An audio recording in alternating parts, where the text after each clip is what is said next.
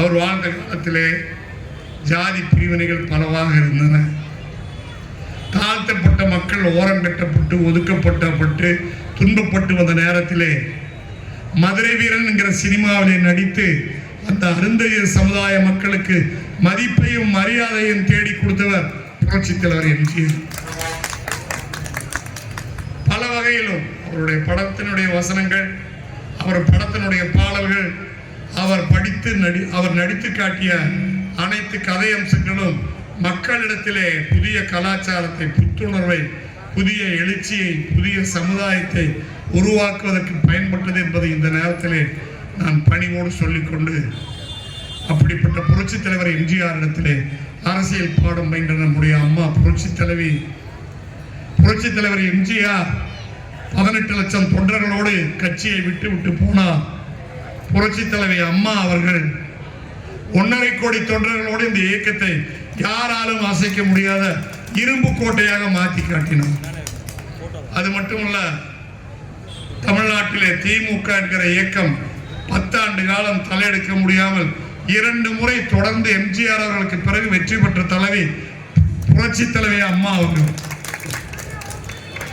நாட்டுக்கே வழிகாட்டுகிற பசுமை வீடுகள் வழங்குகிற திட்டம், பள்ளி குழந்தைகளுக்கு லேப்டாப் வழங்குகிற திட்டம், பள்ளி குழந்தைகளுக்கு விலையில்லா சைக்கிள் வழங்குகிற திட்டம், பள்ளி குழந்தைகளுக்கு விலையில்லாமல் பாட புத்தகம், நோட்டு புத்தகம் வழங்குகிற திட்டம், பள்ளி குழந்தைகளுக்கு காலுக்கு முழுக்கால் சட்டையும் கைக்கு சட்டையும் வழங்குகிற திட்டம், அதே போல சத்து முட்டை உட்பட பல வகையான சத்துமிக்க உணவை வழங்குகிற திட்டம், அப்படி பல்வேறு திட்டங்களை நாட்டு மக்களுக்காக அர்ப்பணித்த மாபெரும் தலைவி புரட்சி தலைவி அம்மா.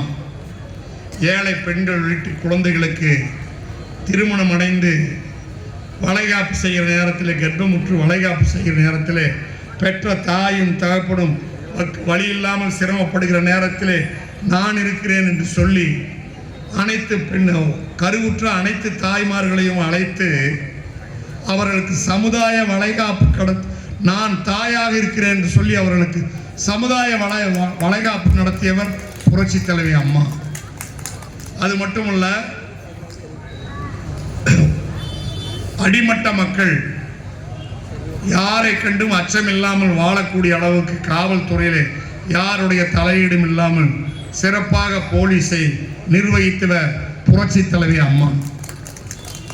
போலீஸ் என்றால் அம்மா போலீஸ் என்று சொல்ல வேண்டும்.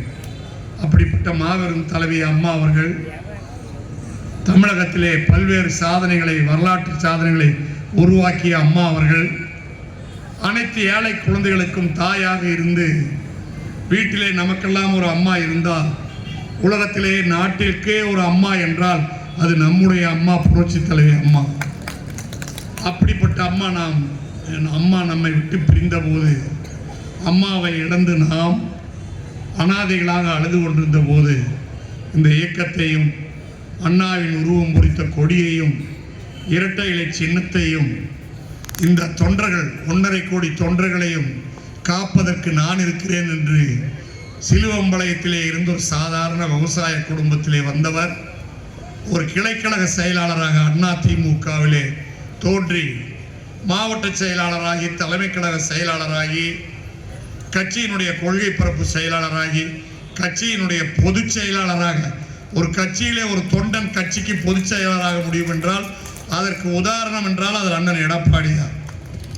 அதே போல ஒரு சாதாரண தொண்டன் இயக்கத்திலே வாரிசு அடிப்படையிலே இல்லாமல் எப்படி எம்ஜிஆருக்கு பிறகு அம்மா முதலமைச்சரானாரோ, அம்மாவுக்கு பிறகு வாரிசு அடிப்படையிலே இல்லாமல் உழைப்பால் உயர்ந்த முதலமைச்சர் நாட்களிலே அமர்ந்த அற்புதமான தலைவர் நம்முடைய அண்ணன் எடப்பாடியார்.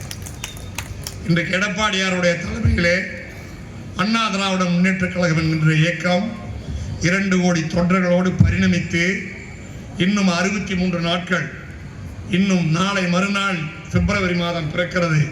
பிப்ரவரி மாதத்துக்கு 28 நாள், மார்ச் மாதத்துக்கு 30 நாள், 30ம் 28ம் 58 நாள்.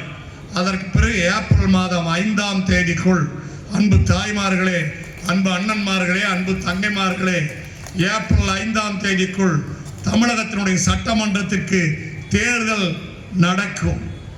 அப்படி இன்னும் 63 நாட்களுக்கு பிறகு நடக்க இருக்கிற தேர்தலிலே தமிழகத்தின் முதலமைச்சர் நாற்காலியிலே யார் அமர்வார்? இவ்வளவுதான் சத்தமா? இன்னும் கொஞ்சம்